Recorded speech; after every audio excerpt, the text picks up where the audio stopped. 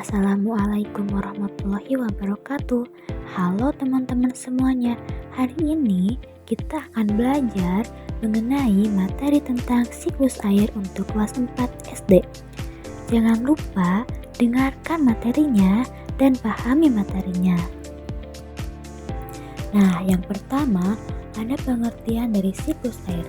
Apa itu siklus air? Siklus air adalah proses perputaran air secara terus-menerus atau perpindahan air dari bumi ke atmosfer dan kembali lagi ke bumi secara terus-menerus dengan beberapa tahapan, yaitu melalui proses penguapan, pengembunan, dan turunnya hujan. Selanjutnya ada proses utama siklus air. Ada 3 proses utama dalam siklus air. Yang pertama ada evaporasi atau yang disebut dengan penguapan, ada kondensasi yang disebut dengan pengembunan, dan presipitasi atau proses terjadinya hujan. Nah, teman-teman semuanya, jangan sampai lupa proses utama siklus air, yaitu evaporasi, kondensasi, dan presipitasi. Pengertian evaporasi. Evaporasi merupakan proses terjadinya penguapan air dari permukaan bumi ke udara akibat panas sinar matahari. Apa saja sih faktor-faktor yang mempengaruhinya? Yaitu ada suhu udara, luas permukaan air, dan kelembaban udara. Contohnya, jika teman-teman semua menjemur baju di bawah sinar matahari, maka baju tersebut akan mengeluarkan uap yang dimana uap tersebut dikeluarkan karena teriknya sinar matahari. Wah, ternyata bukan hanya 3 saja proses terjadinya siklus air, tetapi di sini juga terdapat transpirasi atau penguapan melalui tubuhan. Transpirasi adalah proses hilangnya air dalam bentuk uap air dari permukaan tumbuhan ke atmosfer. Proses ini umumnya terjadi melalui stomata atau mulut daun yang terdapat pada daun. Meskipun sedikit penguapan juga bisa terjadi melalui kutikula dan lentisel. Setelah terjadinya proses transpirasi, selanjutnya yaitu terjadinya proses kondensasi atau pengembunan. Kondensasi atau sering disebut dengan pengembunan adalah perubahan wujud zat dari fase gas atau uap menjadi fase cair. Proses terbentuknya awan dari penguapan atau evaporasi menjadi pembentukan awan atau kondensasi. Selanjutnya yaitu proses terjadinya presipitasi atau terjadinya turun hujan ataupun salju, yang dimana presipitasi adalah setiap bentuk air baik itu cair maupun padat yang jatuh dari atmosfer ke permukaan bumi karena gaya gravitasi. Untuk presipitasi yaitu ada air hujan, salju, hujan es, dan gerimis. Selanjutnya yaitu infiltrasi atau peresapan ke dalam tanah.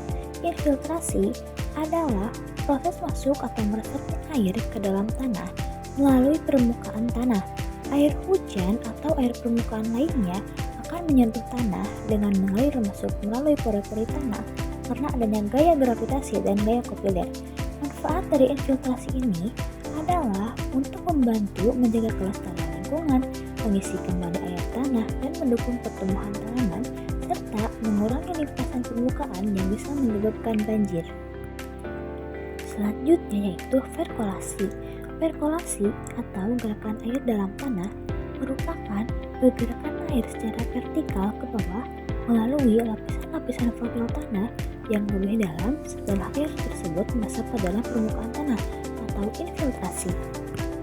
Selanjutnya yaitu runoff atau aliran permukaan dan limpasan permukaan, merupakan bagian dari air hujan atau air irigasi yang mengalir di atas permukaan tanah menuju daerah yang lebih rendah seperti sungai, danau, atau laut.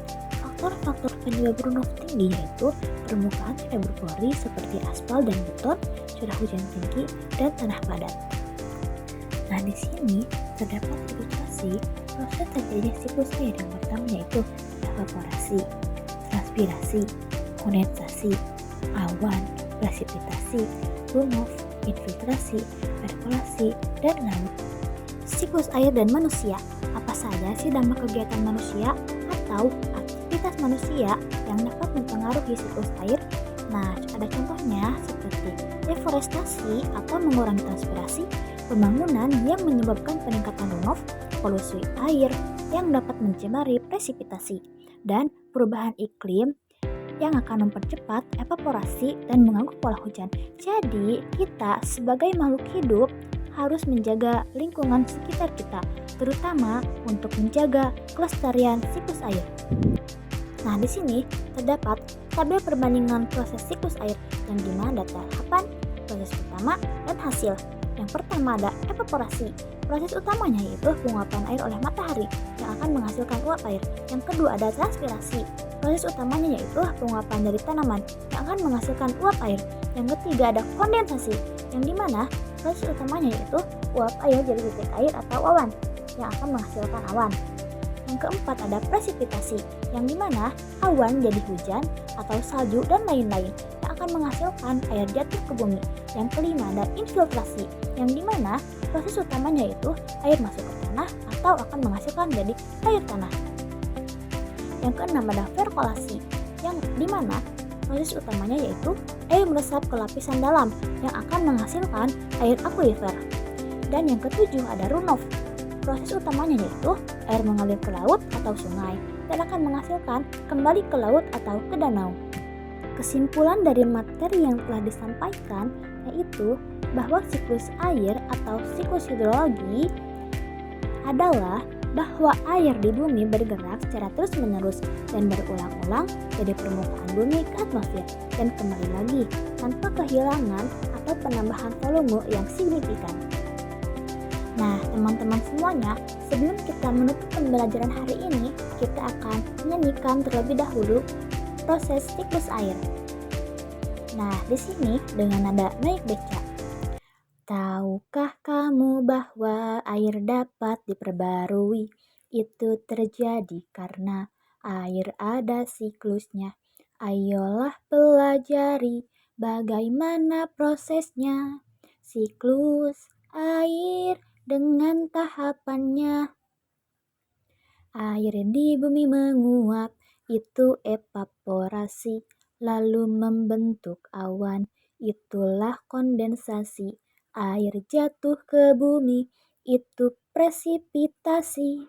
Meresap ke tanah, itulah infiltrasi. Perputaran air yang terjadi terus-menerus dari permukaan bumi hingga ke atmosfer, lalu kembali lagi ke permukaan bumi. Itulah pengertian siklus air.